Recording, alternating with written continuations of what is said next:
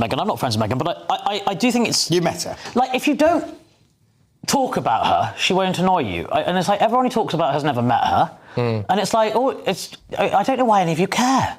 Well, she keeps doing TV shows. So well, don't watch them then. You do TV shows. Lots of people don't watch that either. They get wound up. Just, change channel. There's lots of other options out there. Well, it's a self-perpetuating thing. The reason she gets commissions is because people like us talk about it because we get wound up by it. So she gets more commissions. Is Harry all right, though? Because he looks really, really depressed. I think he's fine. Yeah? I'm sure he's fine, yeah. OK. It's not something I'm going to talk about at great length. OK, fair enough. Well, there you go. But he's not, when you say he's all right, I mean, he's fine. But I think that the reason that we talk about her is because she's so jolly annoying. No, you talk about her because it gets clicks and views and the public are nosy and interested. No, honestly, I think she's really annoying. Well, but fine, there's lots of things that's annoying. I ignore them. I find mosquitoes annoying. I don't live anywhere where they are. But you put repellent on, don't you? When I'm there. Sure you own half of Scotland, Archie. I mean, come on, but if you find something annoying, you've got plenty of colleagues you find annoying, you probably don't see them. So, Archie, I was looking... We all get on very well together at GB News. So I was looking in the Daily Mail today when I was with my mum in hospital. That organ of pro-Meghan truth. Page 3, I come to Meghan. Page 3, is it? Page 3 good? I go straight on and I find something far more interesting. An Aldi meat pie. Oh, it looks nice, that pie. Go and buy the pie. That looks a hell of a lot better than that stuff that on her video. Anna, the great joy of a newspaper is if you're not interested in an article, you turn the page. I can teach you how to do it. It's amazing. The clip you just watched says everything before we even begin. A GB News panel, who usually treat Meghan Markle like their guaranteed outrage button, accidentally told the truth, live on air. And the moment honesty slipped out, the entire segment spiralled into a full-blown humiliation. Not because Meghan did anything, but because their own contradictions, exaggerations and obsessions finally collided with reality right there in front of the camera. Let's break down exactly how it happened, why it keeps happening, and why the British media's Meghan fixation has turned into the most predictable cell phone in modern broadcasting. What you saw in the clip is the rarest thing in UK tabloid-adjacent television. A GB News contributor openly admitting what the public already knows, that the Meghan outrage cycle is entirely self-inflicted. He says, if you don't talk about her, she won't annoy you. That line alone might be the most honest thing that Channel has ever aired. But immediately after? Pure chaos. Because the rest of the panel suddenly has to defend why they talk about her every single day, even when nothing is happening, even when she hasn't done a single thing wrong, even when they admit they've never met her. One panellist tries to claim they have to talk about her because she keeps doing TV shows. But she doesn't. She releases a project maybe once or twice a year.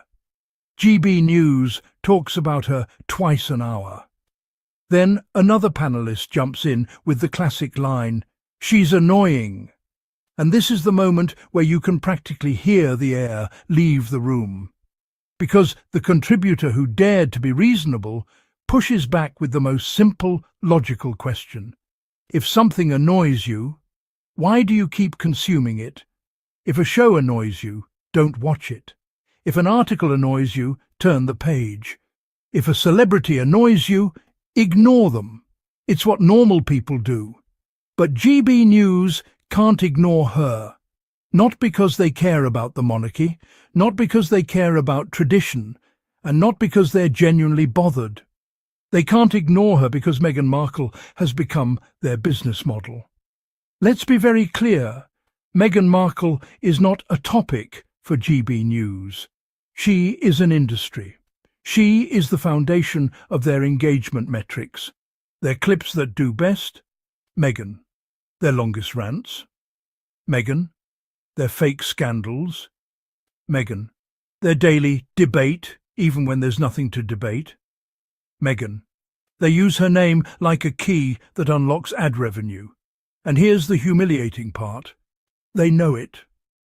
The honest panellist spells it out without hesitation. The reason she gets commissions is because people like us talk about it. We get wound up by it. Imagine saying the quiet part, screaming on national television. This is the equivalent of a magician turning to the audience and saying, "Hey, just so you know, none of this is real. We're just doing it because you keep watching." And once that truth is out there, the rest of the panel is suddenly exposed. Because without the manufactured outrage, without the drama, without the obsessive loops of coverage, what do they actually have? A show with no substance. A panel with no content. A channel with no relevance. Meghan is the engine, the fuel, the GPS, the air in the tyres. Take her out, and suddenly GB News is a car rolling downhill with no brakes. You can always tell when a media machine is starting to glitch. And here, we're seeing the cracks widen. Viewers are noticing. Clips are going viral, not because the panellists are right, but because they're contradicting themselves live on air. The humiliation in the clip isn't that someone defended Meghan. The humiliation is that someone told the truth, and the others didn't know how to function without the narrative. One panellist tries to pivot into a joke about owning Scotland. Another tries to bring up an Aldi meat pie as a distraction. Another tries to reassert the Meghan is annoying argument, as if repeating it enough times will make it logical. But the audience isn't stupid. They can see, if you claim someone won't go away, but you talk about them all day, every day. If you claim someone is irrelevant, but you rely on them for views. If you say someone is attention-seeking, but every tiny thing they do becomes a 48-hour news cycle, then the problem isn't the person you're talking about. The problem is you. And that's exactly what played out on GB News. Not a debate, not a discussion. Just a panel publicly revealing that their entire anti-Meghan ecosystem depends on keeping her relevant. They're not covering a story, they are manufacturing one. Here's the uncomfortable reality. The British press needs Meghan more than Meghan will ever need them. Think of all the headlines. Meghan breathes experts furious. Meghan walks royal fans concerned. Meghan exists GB News panel outraged. Every time they talk about her, it becomes a cycle. They manufacture outrage. They promote it. They react to their own reaction. They accuse her of causing the reaction they themselves created. And that's exactly what the panellist called out. He said they're the ones keeping her in the spotlight. He said viewers should turn the page if they're not interested. He said the obsession is self-inflicted. And watching the rest of the panel try to put the genie back in the bottle is honestly cinematic. Instead of addressing the point, they scramble, they joke, they deflect, they pretend the question was never asked. Because the moment you take away the Meghan outrage machine, GB News becomes a show with nothing to say. What made this moment go viral is simple. It exposed the gap between what GB News claims to be and what GB News actually is. They claim to be defenders of free speech, protectors of tradition, champions of the British public, truth-tellers, fearless critics. But the truth is, they are entertainers performing to an outrage algorithm. And on that day, the algorithm failed them. Because the second someone broke script and stopped performing, the entire panel collapsed into real-time humiliation. Think about it.